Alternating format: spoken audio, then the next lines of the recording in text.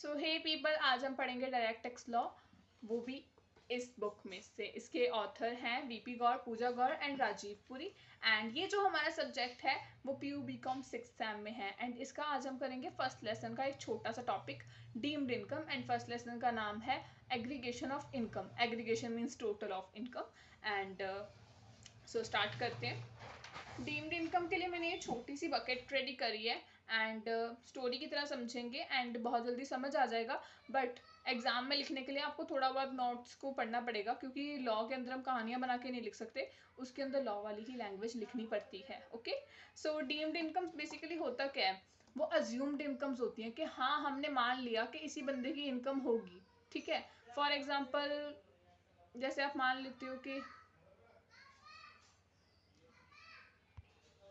For example आप YouTubers को देख के मान लेते हो कि हाँ ये लोग महीने का 10 लाख तो कमा ही रहे होंगे, बट वो हमें नहीं पता ना कि कितना कमा रहे हैं जब तक हम उनकी बुक्स ऑफ अकाउंट्स ना चेक कर लें। ठीक है, तो डीम्ड इनकम का जनरल सा मीनिंग है कि अज्यूम्ड इनकम, कि हम मान के चलते हैं कि हाँ इसी बंदे की इनकम होगी। ठीक है, इसके अंदर सबसे पहले तो हमारे दो करेक्टर्स हैं। ये मैंने पूरी बकेट बना रखी है, इसको स्टोरी के फॉर्म में समझाऊंगी मैं। ये है हमारे असेसिंग ऑफिसर, जो एंग्री मैन की तरह दिख रहे हैं, वो हमारे असेसिंग ऑफिसर हैं AO। एंड इजी लैंग्वेज में समझने के लिए आप इसे ACP प्रतिमन भी समझ सकते हो, जो कि CID में था। एंड ये है असेसी। असेसी तुम हो। एंड एक चीज ध्यान रखना कि इसमें तुम्हारी एज, डीम्ड इनकम्स के टॉपिक में तुम्हारी एज 68 से 69 तक की ही है। एंड इसके अंदर जो इवेंट्स तुम एंजॉय करने वाले हो वो है अगस्त का मंथ एंड बर्थडे, एंड पहले क्रिसमस सेलिब्रेट करोगे, उसके बाद दिवाली। यस, एंड इसके अंदर जो तुम्हारे साथ इंसिडेंट्स होने वाले हैं उसके लिस्ट ये रेडी है, cash credits, unexplained incomes. And ये जो सारा कुछ है ना, ये तुम्हें नोट्स में प्रोवाइड हो जाएगा एंड तुम्हारी बुक में भी यही लिखा हुआ है अगर तुमने बुक देखी हो तो। Let's begin with the story. ठीक है, सबसे पहले हम टॉपिक कर रहे हैं कैश क्रेडिट्स का, CC का। ठीक है, अब जैसे कि तुम्हें पता है कि तुम्हारी जो एज है, ठीक है, तुम्हारी जो एज है वो है 68। ऑब्वियसली तुम रिटायर्ड हो एंड सीनियर सिटीजन हो। ठीक है, तुम एक सीनियर सिटीजन हो, रिटायर्ड हो, तो तुम्हारे पास इनकम का कोई सोर्स तो है नहीं। तो तुमने क्या सोचा कि क्यों ना मैं उधार ले लूं। क्रेडिट का मतलब होता है उधार, कर्ज। ठीक है, तो जब तुमने 68 के थे तो तुमने उधार लिया था। ठीक है, एंड मान लो कि तुमने 68 रुपीज़ का ही उधार लिया। वैसे 68 ना इसके अंदर सेक्शन है, तो उसको याद रखने के लिए मैंने तुम्हें ये बताया कि तुम या तो 68 अपनी एज ले लो और 68 का ही तुम कर्ज ले लो। ठीक है, तो तुम्हारी बुक्स ऑफ अकाउंट्स में एक सम पाया जाता है 68 रुपीज़ का। वो 68 रुपीज़ कैश क्रेडिट्स में पाया जाता है कि हाँ तुमने कैश में, पैसों में उधार लिया था। एंड ये जो हमारा AO है इसको पता चल जाता है। ठीक है, एंड वो तुमसे इसके बारे में पूछता है कि भाई कहाँ से आए तेरे पास इतने पैसे।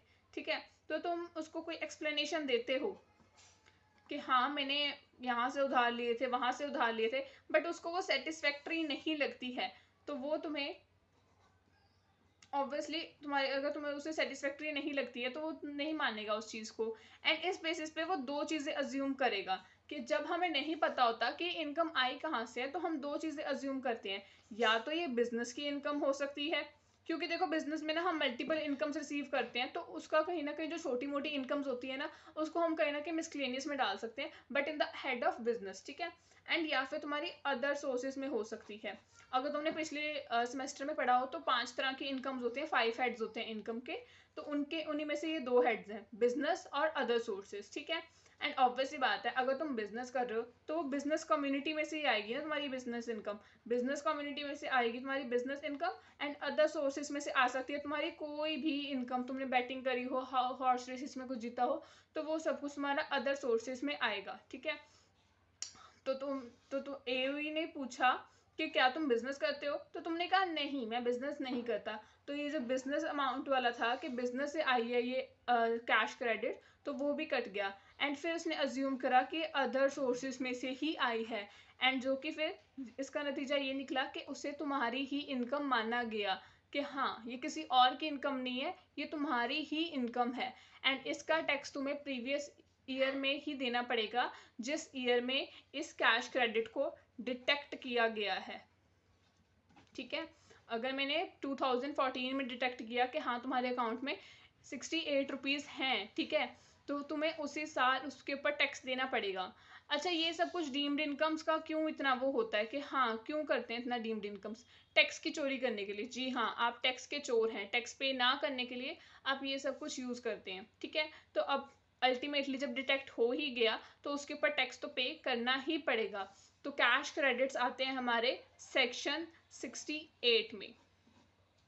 आई होप ये क्लियर हुआ होगा तुम्हें। And let's move on to the next section which is unexplained investment. So अपनी 68 की एज में तुमने देखा कि अगर मैं कैश क्रेडिट करता हूँ, सीसी करता हूँ, तो भी तो एओ को पता चल ही जाता है। क्यों ना मैं इस पैसे को अपने पास ना ही रख के इन्वेस्ट कर दूँ कहीं पे।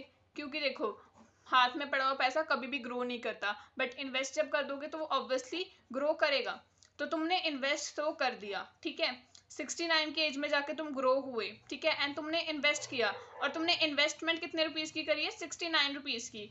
बट ये जो है ना एओ, इसको खुशबू आ गई कि तुमने हाँ इन्वेस्टमेंट भी करी है और वो अनएक्सप्लेन्ड है, उसके बारे में तुम्हें पता ही नहीं है कि तुम्हारे पास इन्वेस्टमेंट का पैसा भी कहाँ पर आया है, इन्वेस्ट कहाँ करा है, एंड हुआ क्या है 69 रुपीज का। अगर तुम्हें उस इन्वेस्टमेंट से रिटर्न भी मिला है, रिटर्न मिला है, तो तुमने उसका क्या करा एंड उस पर टैक्स भरा या नहीं भरा, ठीक है।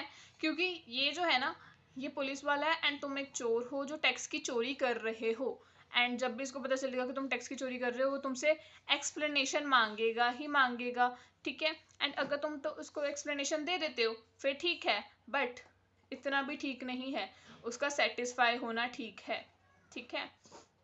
अगर वो तुम्हारी एक्सप्लेनेशन से सेटिस्फाई नहीं हो रहा तो कुछ ठीक नहीं है, अगर वो तुम्हारी एक्सप्लेनेशन से सेटिस्फाई हो रहा है तो ठीक है, ठीक है।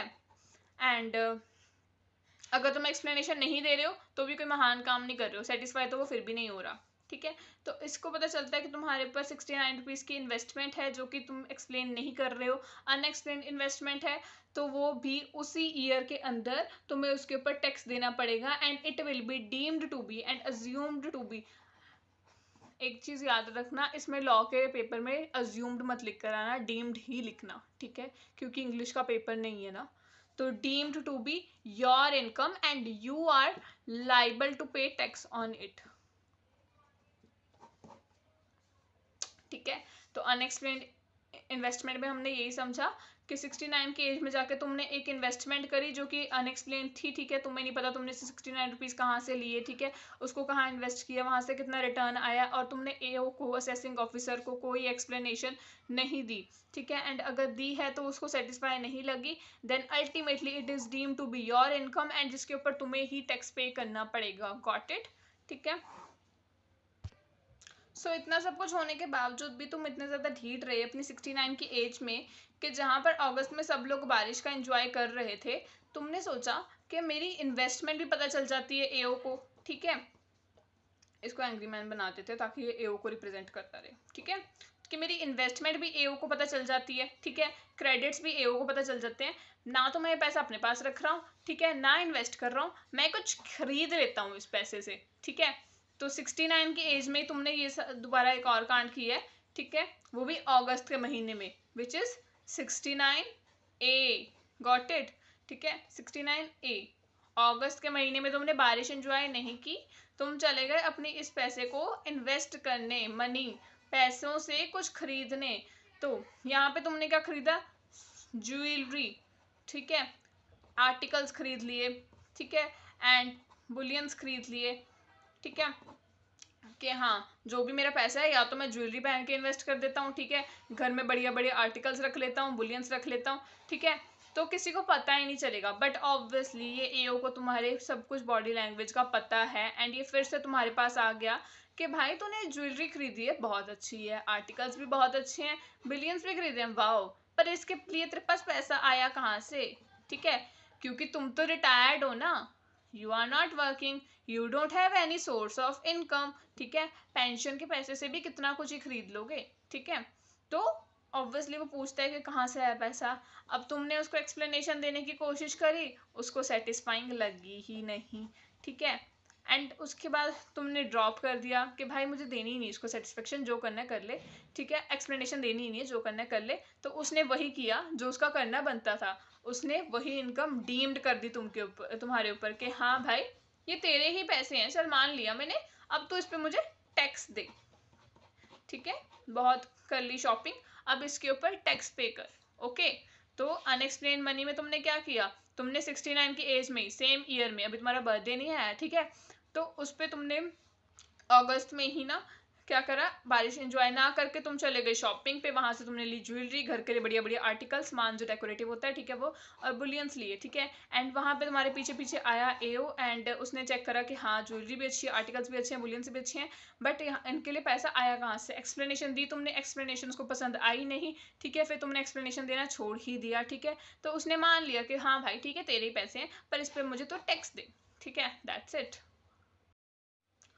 सो बर्थडे का नाम सुन के ये मत सोचना कि तुम्हारा बर्थडे है, तुम 69 के ही हो, ठीक है, ये तुम हो, ओके, 69 के ही हो, बट तुमने सोचा इतने बुढ़ापे में मैंने इतने कर्म कांड कर लिए हैं, अब मैं थोड़ी समाज सेवा कर लेता हूँ, ठीक है, तो इसमें तुमने सोचा कि चलो मेरे पास जो मनी है, ठीक है, क्यों ना मैं उसे बर्थडे पार्टीज में इन्वेस्ट कर दूँ, ठीक है, चैरिटी भी हो जाएगी, और अगर वहां पर ये खड़ूस सा एओ आया, ठीक है, तो मैं उसको बोल दूंगा कि हाँ कि मैंने इस पे इन्वेस्ट किया है, एंड अगर टैक्स बनेगा तो जिनकी बर्थडे पार्टी है वही देंगे, ठीक है, कितने बेवकूफ हो ना बाय द वे तुम, ठीक है, तो उसके बाद बी से बर्थडे याद रखना, ठीक है, बर्थडे से बी याद रखना, 69 बी, ठीक है, उसके बाद क्या हुआ कि तुमने करी इन्वेस्टमेंट, ठीक है, बर्थडे पार्टी ऑर्गेनाइज करी, इस पे तुम्हारा खर्चा आया कुछ 10,000 का, ठीक है, तो इस पे तुम्हें 10,000 मिले कि हाँ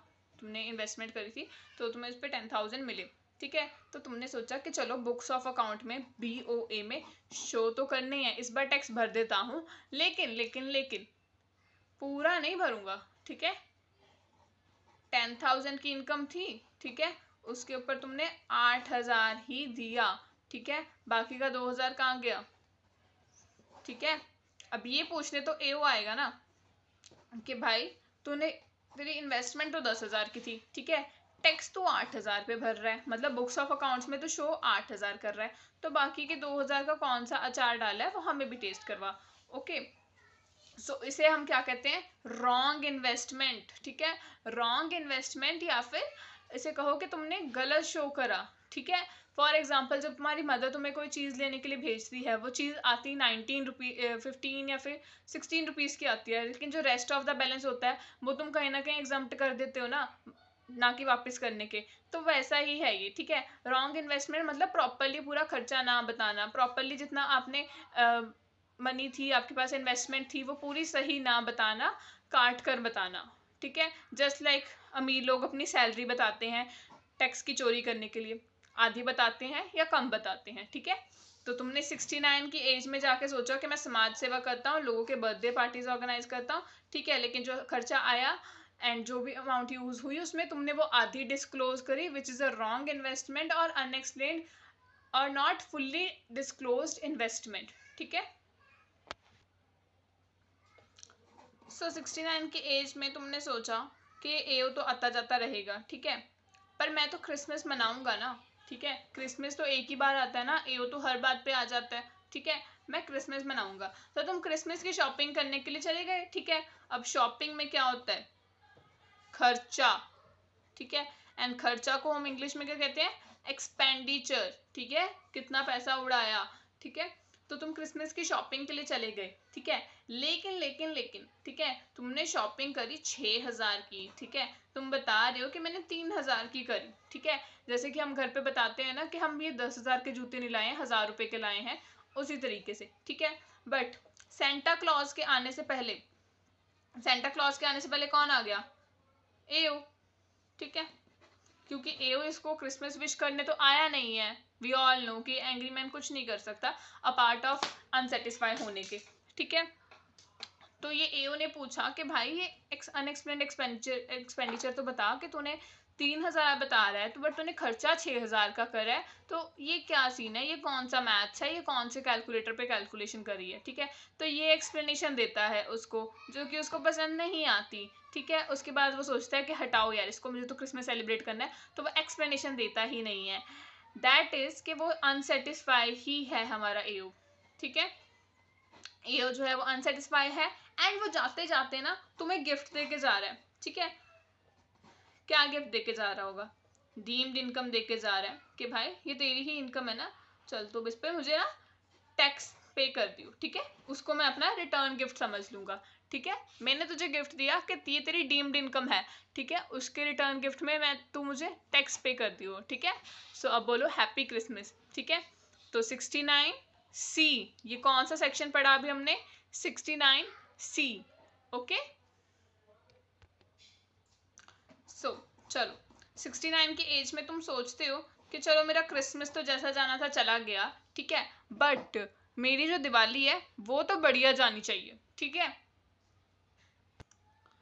तो अपनी दिवाली को बढ़िया करने के लिए तुम क्या सोचते हो कि जो मेरे पास पैसा पड़ा है, ठीक है, हुंडी पड़ी है, ठीक है, हुंडी एक काइंड ऑफ करेंसी होती है, HUF में तुमने पढ़ा हो, ओल्ड करेंसी को हम हुंडी कहते हैं, ठीक है।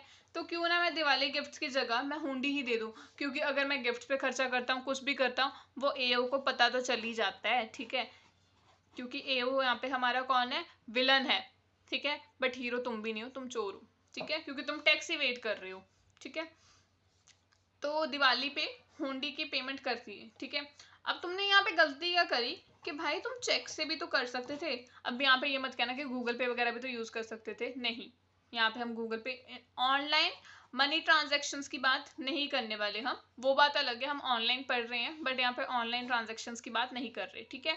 तो अब इस असेसी की, हमारे प्यारे असेसी की गलती क्या थी कि उसने वो जो पेमेंट कर दी वो कैश में कर दी, ठीक है, बोरो किया हुंडी को, ठीक है, मैंने बोरो किया, मांगा, ठीक है, कैश में, ठीक है, मैंने लेंड किया, दिया कैश में, ठीक है।